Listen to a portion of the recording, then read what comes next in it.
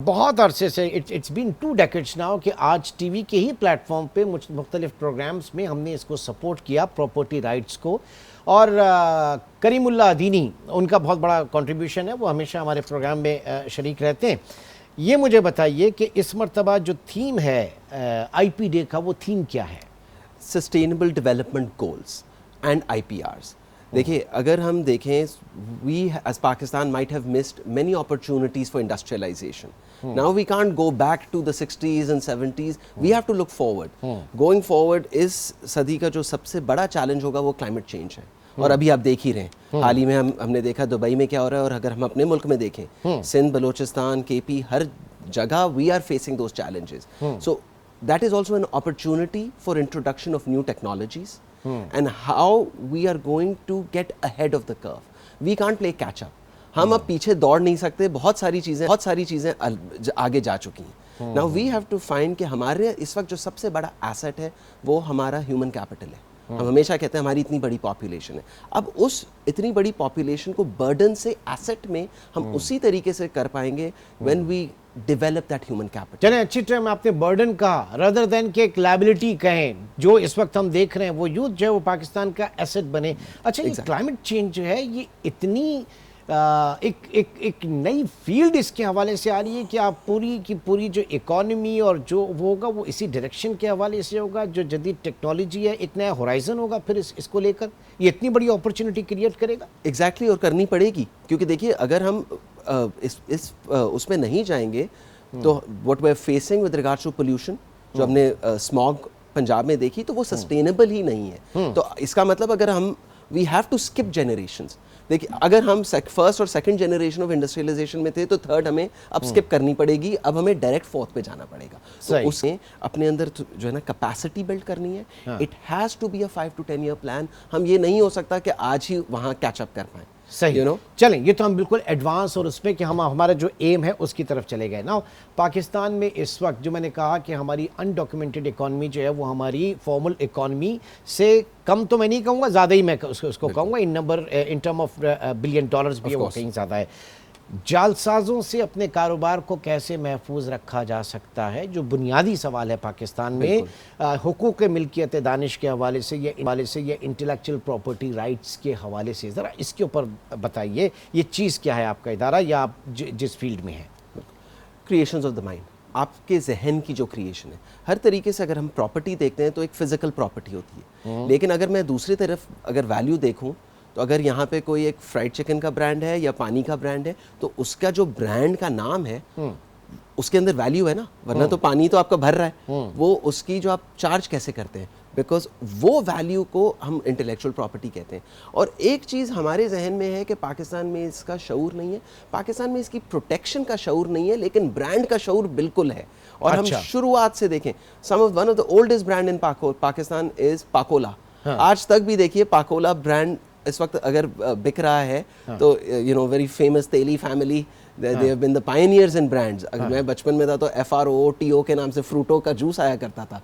Gul Ahmed, Alkaram. We are seeing brands that are very significant. अगर आप कभी you know lawn season will come upon you, तो brand की awareness है, ब्रांड की प्रोटेक्शन की अवेयरनेस नहीं है, थोड़े से एथिकल फुकदान है. एंड वी अज्यूम के कॉपीइंग इज ईजी. मेरे ख्याल में कॉपीइंग की वजह से ना तो ओरिजिनेटर ब्रांड बढ़ सकता है, ना जो नए बिजनेसेस जो आना चाह रहे हैं, because they are unable to. अगर आपने किसी को कॉपी किया तो आप हमेशा पीछे ही रहेंगे. You know, it is that problem जो अनडॉक्यूमेंटेड इकोनॉमी के साथ तो ये पाकिस्तान में जो आपके इसके आईपी का जो लैंडस्केप है वो क्या, और इंटरनेशनली अगर उससे आप एक मवाजना करना चाहें तो क्या करते हैं, कहाँ देखते हैं पाकिस्तान? बिल्कुल, देखिए, जहाँ तक कानून का सवाल है तो पाकिस्तान में सारे के सारे कवानीन मौजूद हैं. ट्रेडमार्क जो कि ब्रांड को प्रोटेक्ट करता है, कॉपीराइट जो आपकी क्रिएटिव आउटपुट, किताबें हुई, कंप्यूटर प्रोग्राम्स हुए, गेम्स हुए, आपके म्यूजिक हुआ, आपके लिरिक्स हो गए, गीत हो गए, बिल्कुल, ये सब कॉपीराइट में प्रोटेक्ट होते हैं. आपकी जो इन्वेंशंस हैं, फार्मास्यूटिकल जो प्रोडक्ट्स हम कहें, या अगर जैसे LCD कोई नई LED कोई तो वो इन्वेंशन में होता है. और वो आप देखिए, पूरी दुनिया में कहा जाता है कि मोनोपोली नहीं होनी चाहिए।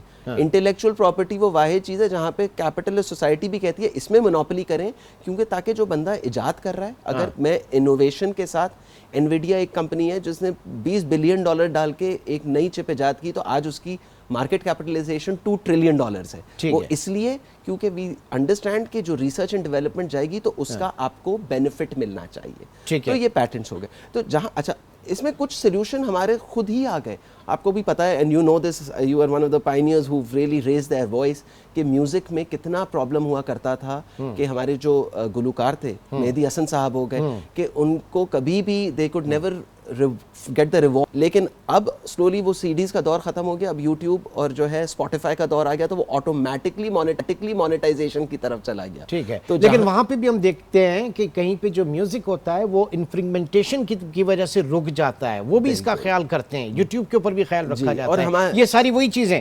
टेक्निकली बिल्कुल। और इसमें एक थोड़ा सा स्टेप है जो बिल्कुल आपने जो शुरुआत की कि हमारे यहाँ शायद शऊर नहीं, सबसे ज़्यादा एक सपोर्ट भी नहीं है, और स्पेशली जो क्रिएटिव इंडिविजुअल्स हैं, जो स्टार्टअप्स हैं, एक थोड़ा सा गवर्नमेंट लेवल पे, पॉलिसी लेवल पे, के एजुकेशन लेवल पे, you know we have been trying, and I think you know through your programme the idea is कि थोड़ा अवेयरनेस हो, ताकि जो नए हमारे एंटरप्रेन्योर्स हैं वो भी सीखें कि डे वन से अपनी इंटेलेक्चुअल प्रॉपर्टी को प्रोटेक्ट करें। अगर आप अगर आप गुलकार हैं तो डे वन पे ऐसा ना करें किसी को आपने अपना राइट सारे गाने के दे दिए और फिर जब 10 साल बाद आपको ख्याल आया इसमें तो वैल्यू आ गई, को स्टूडियो बोल रहा है कि आइए हमारे साथ गाइए, और पता चला का राइट तो आप किसी और को दे चुके। ओके, ठीक है। अच्छा, अब पाकिस्तान में जो आपने चीज़ें बताई ट्रेडमार्क के हवाले से, पेटेंट के हवाले से, उसकी रजिस्ट्रेशन के हवाले से, और ये जो प्रोसेस भी तो इतना आसान नहीं है ना, ये बड़े इसमें पेचीदा मसाइल हैं। एक आध केसेस मैं खुद जानता हूँ कि एक मैन्युफैक्चरर जो है वो रॉ मटेरियल दूसरे से लेता था और उसके बाद उसने भी वही चीज़ प्रोड्यूस की, वो बाथ टब्स वगैरह की, मैं जस्ट एक मिसाल दे रहा हूँ, और उसके बाद जब वो थोड़ा सा आगे बढ़ा तो जिससे वो रॉ मटेरियल लेता था उसी के ऊपर केस कर दिया सेम उसका।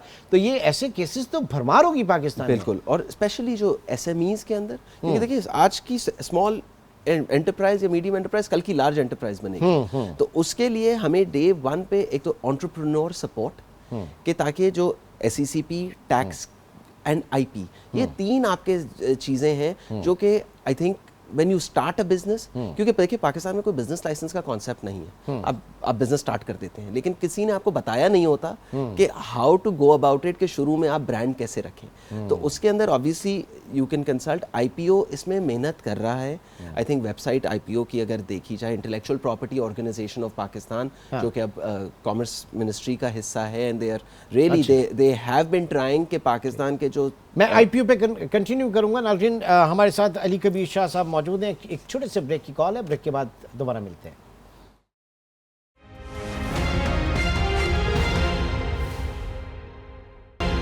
Welcome back. अली कबीर शाह हमारे साथ मौजूद हैं। जी अली, हम बात कर रहे थे IPO की। जी, तो देखिए IPO एक इदारा है जो कि इस पूरे मैकेनिज्म को गवर्न करता है। तो and over the last recent past में हमने देखा है कि एक तो हमारे कवानीन भी अपडेट हुए हैं, हम जो इंटरनेशनल जो ट्रीटीज़ हैं उन वहाँ पे भी, हाँ, ये एक सवाल था मेरा कि पाकिस्तान में ये जो फ्रेमवर्क के हवाले से, पॉलिसी फ्रेमवर्क के हवाले से, लॉ अमेंडमेंट के हवाले से, ये रिसेंट ईयर्स में कुछ डेवलप हुआ है? एग्जैक्टली देखिए, आई थिंक एक जो खुशाइन बात हुई है ये कि पहले थोड़ा सा ये डिपार्टमेंट लावारिस हो गया था, अब ये आई थिंक कॉमर्स मिनिस्ट्री के साथ way there is an understanding of WTO et cetera. तो अब हम देख रहे हैं 2 बड़ी इंपॉर्टेंट ट्रीटीज़ हैं, मैड्रिड ट्रीटी जो ट्रेडमार्क की प्रोटेक्शन देती है दुनिया भर में, और एक PCT जिससे आपकी पेटेंट की प्रोटेक्शन होती है। बहुत सालों से हम ये इम्प्लीमेंट नहीं कर पाए थे, तो इस साल लास्ट ईयर हमने मैड्रिड प्रोटोकॉल साइन किया है, और इंशाल्लाह उम्मीद है कि इस साल हम PCT जिससे हम वी आर ऑलरेडी 100 ममालिक इसको साइन कर चुके हैं और वो इस फ्रेमवर्क को ले आए हैं। तो हम इस वक्त 100 ममालिक से पीछे हैं और हमें अभी we have to get there. So I think it's there. एक जो चीज़ आई थिंक सबसे इम्पोर्टेंट है पॉलिसी मेकर्स के लिए, यू नो कोर्ट्स के लिए, सबके लिए, कि IP इज़ इसेंशियल। हम ये ना समझें कि ये यू नो पूरी दुनिया नॉलेज इकोनॉमी की तरफ जा रही है। हाँ, मैं भाई इस डिजिटल इकोनॉमी में, डिजिटल एरा में किस तरीके से ये छोटे बिजनेसेस या स्टार्टअप्स जो हैं इनको आप एडवाइस करेंगे टुवर्ड्स देयर ब्रांड प्रोटेक्शन? बिल्कुल, देखें ब्रांड प्रोटेक्शन हुआ और उनकी इंटरनल जो टेक्नोलॉजी वो कर रहे हैं, तो सबसे पहले एक तो है कि they have to make sure कि जो भी वो ब्रांड रखें कि वो किसी से मिलता जुलता ना हो। अक्सर हमारे पास ये होता है कि वो देखिए वो तो अमेरिका में एक ब्रांड है, यहाँ पे नहीं है। यू वुड बी सरप्राइज, वो अमेरिकन कंपनी विद इन 1 महीने वहाँ पे बनी होगी, पाकिस्तान में उन्होंने देखा होगा कि यूजर्स हैं तो वो यहाँ पे प्रोटेक्शन ले चुके होंगे। अक्सर स्टार्टअप्स के साथ ये वाले इश्यूज हुए हैं। अच्छा, दूसरा नहीं, और इससे सिमिलर हमें जो देखें जो चीज़ें आ रही हैं ना, अब तो मेरे ख्याल से पाकिस्तान का बहुत बड़ा पोर्शन जो है वो यूट्यूब के अंदर हर कोई व्लॉगर बना हुआ है, हर कोई जो है वो यूट्यूब के ऊपर जा रहा है और वहाँ पे देखता है कि जनाब वो टिक्स कहाँ कहाँ पर आ सकती हैं, स्ट्राइक्स कहाँ कहाँ पर आ सकती हैं, वायलेशन कहाँ कहाँ। तो ये एक सोर्स, एक सोच नहीं आ रही है, इसी को फर्दर आगे बढ़ाने की ज़रूरत है ना। बिल्कुल, इसी को फर्दर आगे बढ़ाने की ज़रूरत है। एंड ये देखिए स्टार्टअप्स में तो फिर भी आई थिंक क्योंकि वो उनको फंडिंग की भी ज़रूरत होती है, तो सबसे पहले अगर आप मोनेटाइज करते हैं, अगर आप दिखाते हैं कि देखिए मेरा ब्रांड ये है और मेरी टेक्नोलॉजी ये है,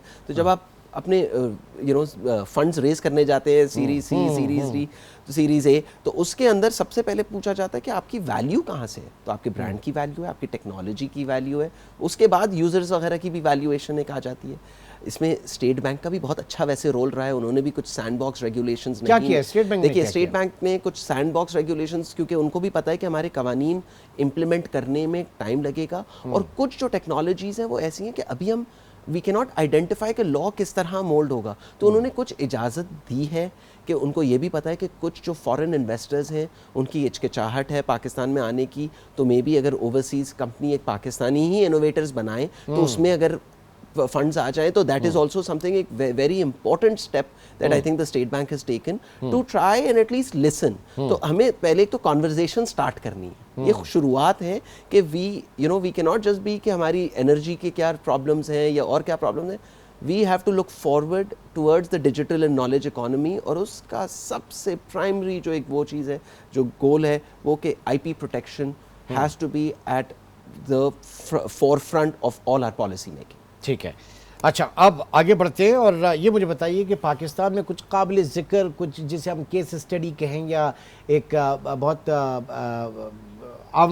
आवाम के लिए IP जो है वो कुछ ऐसे केसेस हैं?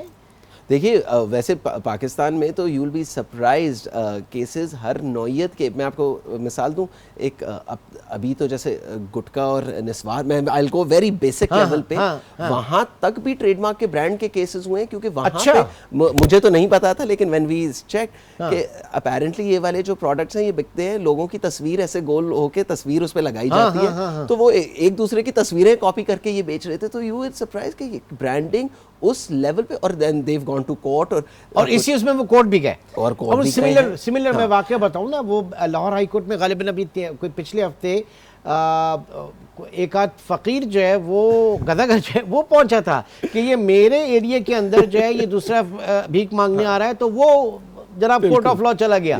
बट अदर देन दैट देखिए what is surprising to us is कि वीव सीन बहुत बड़ी बड़ी कंपनीज जो कि आप समझे शायद जिनकी पाकिस्तान में मार्केट भी ना हो, लुई विटॉन जैसे बड़े बड़े ब्रांड्स, वो पाकिस्तान में आके अपने ब्रांड्स को प्रोटेक्ट करते हैं, जहां शायद पाकिस्तानी ब्रांड्स उतना ना, क्योंकि उनका है कि एक भी किसी भी कंज्यूमर को जाली चीज़ हमारी यहाँ से बन के नहीं मिलनी चाहिए।